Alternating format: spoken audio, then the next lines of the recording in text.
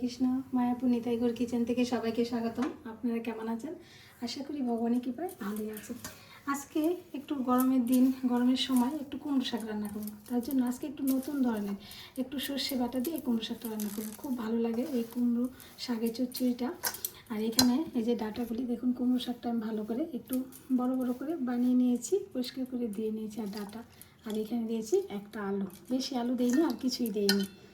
এবার আমি প্রথমে একটু এখানে সরিষার তেল দিয়েছি, যেহেতু কুমড়ো শাক একটু সরিষার তেল দিলে ভালো লাগে। তেলটা গরম হয়ে গেছে, দিয়ে দিচ্ছি দিয়ে দিলাম শাকগুলো। এখন আমি এটা কিছুক্ষণ একটু শাকটা মজতে দেবো, তার জন্য একটু ঢাকা দিয়ে 2-1 মিনিট ঢাকা দিয়ে রেখে দিলাম।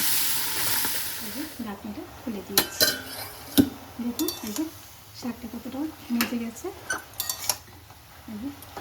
এখন আমি এখানে স্বাদ মতো লবণ দিয়ে দিচ্ছি, অল্প একটু হলুদ গুঁড়ো দিয়ে দিচ্ছি, ভালোভাবে মিশিয়ে আবার একটু রেখে দিচ্ছি, যাতে করে ডাঁটা আর এই শাকটা ভালোভাবে সিদ্ধ হয়ে যায়।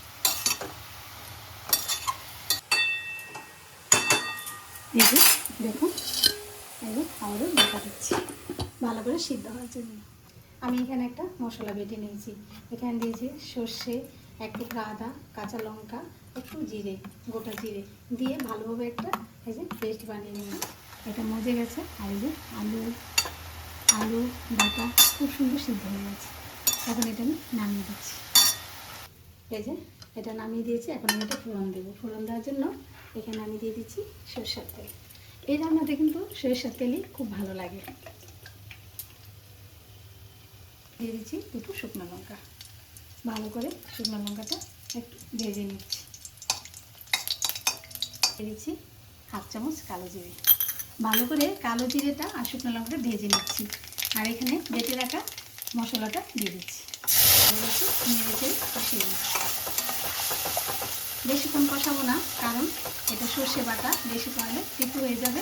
তার জন্য একটু ভালো করে নিচ্ছি। চিনি, কারণ একটু চিনি দিলে কি হয়, শাকটা একটু পাঞ্চে ভাত থাকে, তখন এদের টেস্টটা অনেকটাই বেড়ে যায়। এদের ভালোভাবে কষিয়ে নিয়েছি।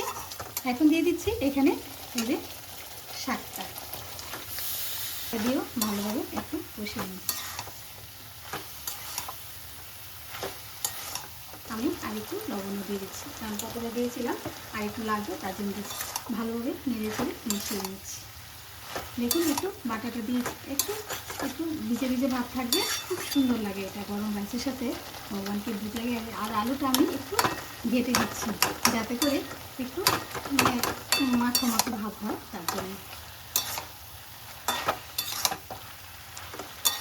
একদম সিমে দিয়ে একদম একটু ঢাকা দিয়ে আমি 3-4 মিনিট রেখে দেবো, তাহলে খুব সুন্দর সিদ্ধ হবে, মশলাটা ডুববে ডাঁটার মধ্যে, খুব ভালো লাগবে। ডাঁটাটা তুলে দিয়েছি, দেখুন এই যে খুব সুন্দর সব কিছু মশলাটা মাখা হয়ে গেছে, ডাঁটা পাতা একসাথে।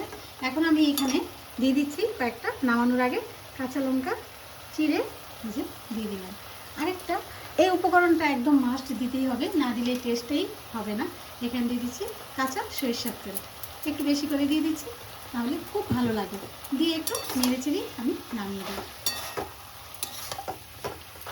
দেখুন এই যে রেডি হয়ে গেল গরমের দিনে সর্ষে বাটা দিয়ে কুমড়ো শাক। খুব দারুণ লাগবে গরম রাইসের সাথে, আর কোনো কিছুই লাগবে না। দেখুন